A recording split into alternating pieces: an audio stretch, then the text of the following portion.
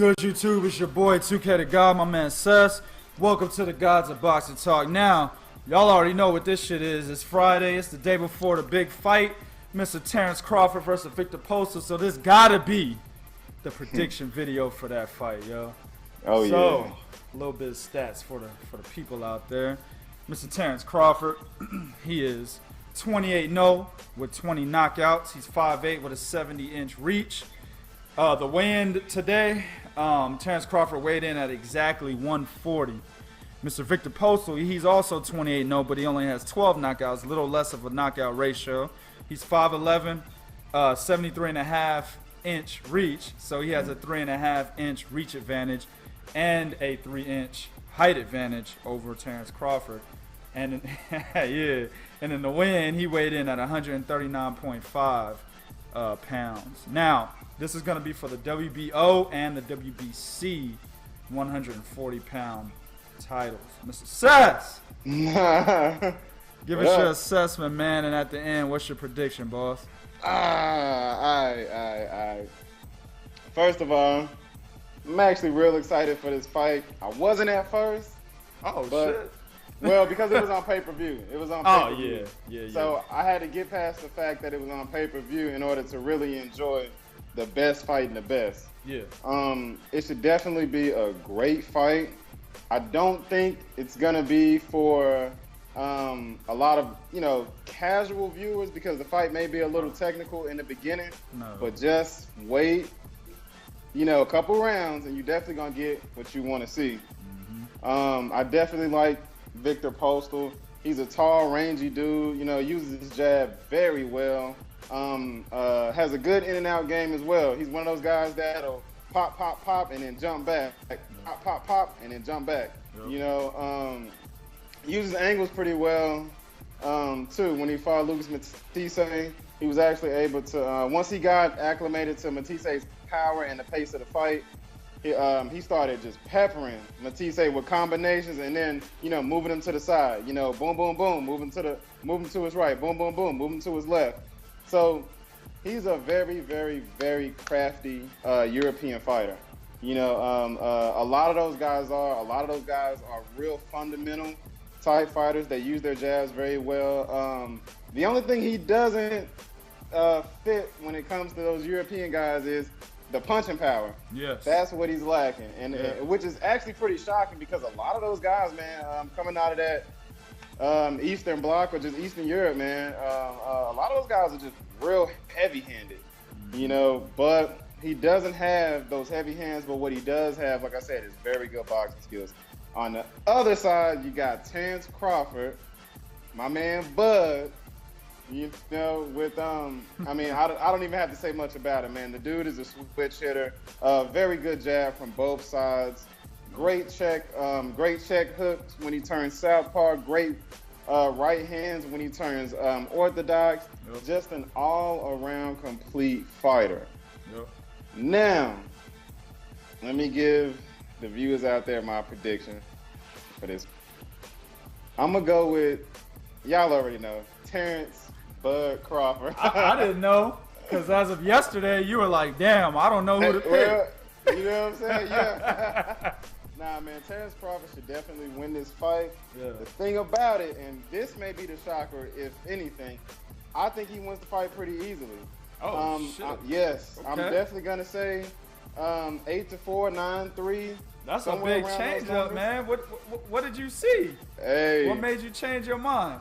You know what I seen, man, was just from, and a lot of people, I know, may catch a little static for this, but Crawford looked extremely ready at the weigh-ins. I mean, he looked very amped up. Mm-hmm. He looked like he was ready to get it on right there. Like he's been waiting for this. This is what he wants, and he's finally here.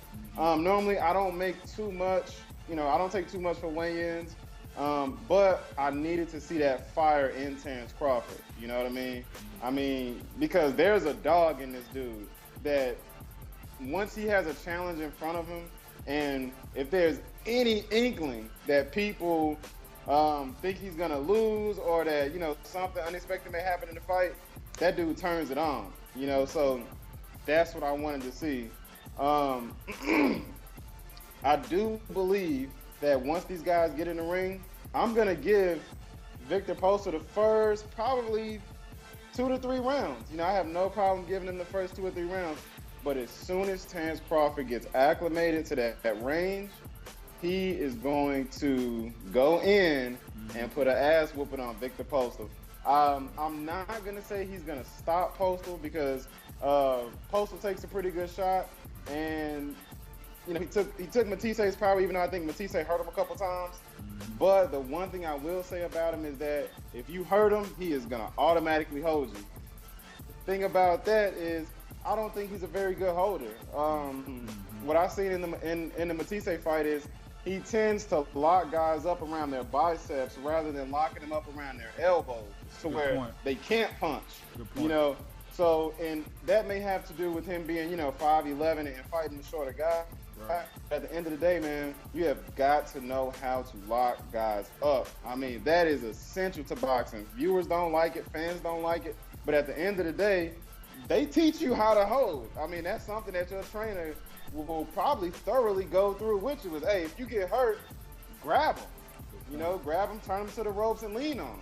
Right. You know, so like I said, I just really think that Terence Crawford's fundamentals, his versatility is going to play a major, major role. At the end of the day, and I'm going to wrap it up right here. At the end of the day, Viktor Postol can only box. Terence Crawford can box, he can switch hit, and he's a fucking dog when he needs to be one. So, I mean, you pretty much said. Yeah, my bad, man. No, it is what it is. No, that's what's up, and that's why you're on here, because I mean, you can either second the shit that I'm gonna say, you know what I'm saying, or you gonna give a whole nother perspective. Now, that's my thing here. I'm gonna go ahead and kind of add to what you've been saying. What I've been trying to tell people for months leading up to this fight is the fact that Terence Crawford is a switch hitter, meaning he can go from orthodox to southpaw, and he can fight his style in both stands equally the same. He's mastered his style at both stances. The only guys in the sport that can do that right now, is just Andre Ward. Guillermo Rigondeaux can switch too, but he's not a big time. He doesn't really switch often. You don't see it that often. But Andre Ward is the other guy in the sport that has mastered his style in both stances. And I said this before, when you're training for a guy, for all you cats out there never been in the ring, and some of you cats that think that you've been in the ring, that's Facebook lying and YouTube lying and shit. Man. When you're fighting against a guy, or you're training for a guy that's a switch hitter, it's like training for 2 guys for 1 fight, because you have to account for what he does from the right side and what he does from the left side.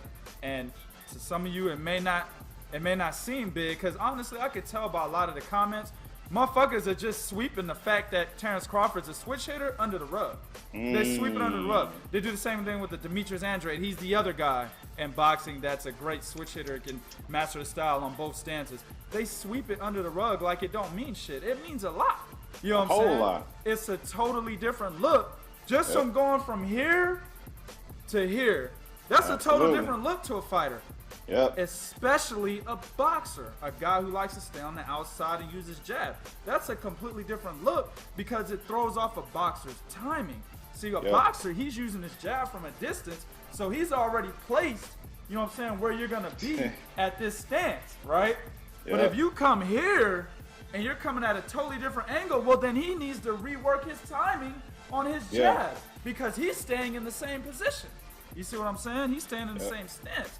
So it is a big fucking thing for him to be a switch hitter. To add on to that, Terence Crawford is not only just a Marvin Hagler type of fighter. His style is very similar to Marvin Hagler when he comes inside. He can also box. Now, in this case, since he's given up 3 inches and 3.5 inches in reach, 3 inches in height, 3.5 inches in reach, I doubt that he will box much. If he does, it's to give Viktor Postol a different look. Kind of throw his timing off, kind of keep him confused in the ring from doing what he wants to do, right? But what he's really good at is getting on the inside, a boxer puncher, using his jab to work his way in, and then beating you up on the inside. Okay. Yeah. That's one thing that Viktor Postol does not have. He does not have an inside game in my opinion. No. Okay. Not at all. So the only thing Viktor Postol can do is box, which means he will only give Terence Crawford one look. Now, Viktor Postol is an excellent boxer. Okay. And I said this before he beat Lucas Matisse. I've seen Viktor Postol fight before he was Danny Garcia's mandatory. I was talking Viktor Postol before any of you motherfuckers in YouTube, a lot of you motherfuckers in YouTube, were even knew who the fuck he was. Okay? Yep. This dude is an excellent boxer from the outside, and normally he will beat the dust off of a motherfucker that's just coming on the inside. A Ruslan Provodnikov, a John Molina Jr. Type of fighter.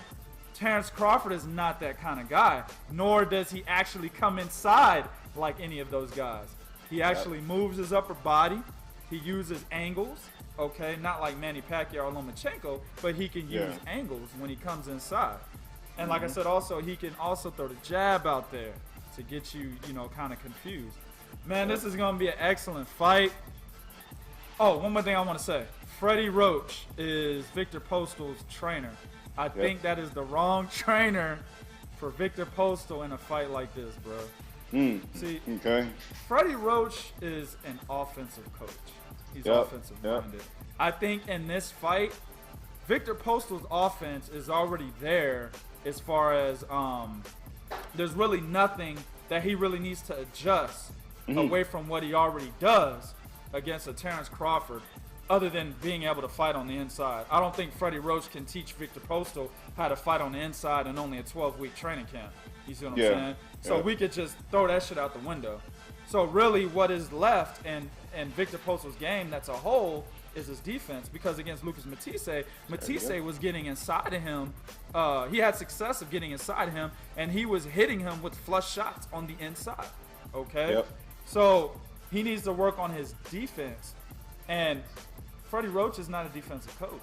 So I can almost guarantee you that they're not working on his defense. What they're working on is how to throw combinations from the outside. Fine and dandy, but what are you going to do when Terence Crawford gets on the inside?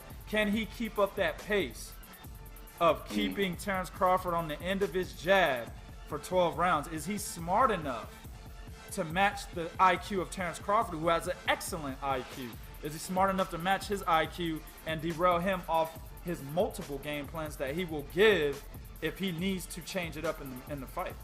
See what I'm saying? There's a lot of variables that Viktor Postol has to look out for, and there are some variables that Terence Crawford has to look out for. So when you put that together, I gotta roll with Terence Crawford, B. Hey, now, here we go. I don't think it's a. I disagree with Sess on the. I don't think it's a wash. I think Crawford wins 115-113. I think it'll be a majority or split decision type of win, because I really think Terence Crawford is going to win rounds with his boxing ability on the outside. I think he'll steal about 4 or 5 rounds, B. I think he'll steal like at least the first 3, and then I think he's going to take maybe 2 towards the end of the fight. I'm not predicting a knockout, but I think that's how his winning of rounds will be distributed. 3 in the beginning, 2 towards the end. That'll make it a 7-5 type of fight. So that's my take, man. You got anything else to say, Sess? We got 1 minute. 30 seconds, actually. Nah, man, I mean, like I said at the beginning, man, I'm very excited for this fight.